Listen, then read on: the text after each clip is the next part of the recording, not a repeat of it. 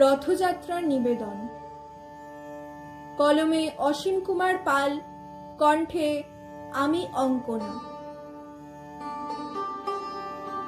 বলতে চেও না ভাবছো মহান হবে, বাহবা আর করতালি পাবে ভেবেছ? গর্বে বুকটা ফুলে উঠবে ভাবছো আমি স্পষ্টবাদী? না, ভুল তোমার ধারণা সমাজ বিবর্তনী। একটু মুচকি হাসো, মাথায় না রেখে পাশ কাটিয়ে চলে যাও। দেখবে তোমার শত্রু হবে না কেউ, সবার পঞ্চ প্রশংসায় তুমি হবে নম্র, ভদ্র, অমায়িক। আর যদি প্রতিবাদ করো, তোমার মতো মূর্খ, বোকা আর কেউ নয়।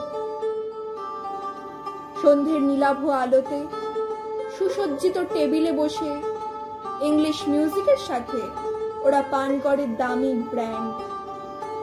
সবাই জানে, সবাই বোঝে ওই বিদেশিপনা এই সভ্য সমাজে।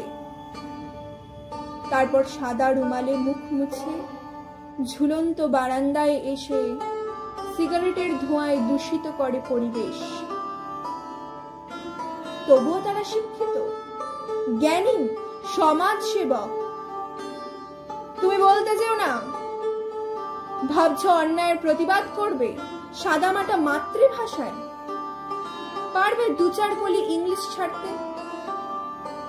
তাই তো বলি, বলতে যেও না তোমাদের মুখে যে বাংলা জলের গন্ধ। ওরাও নেশায় মাতাল হয়, তুমিও মাতাল হয়ে থাকো।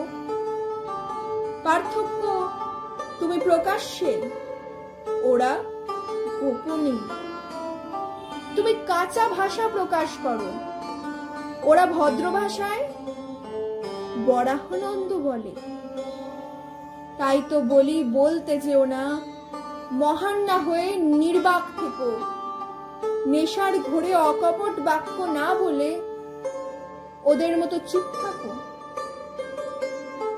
দেখবে সমাজ তোমাকেই মহান বলবে। নমস্কার।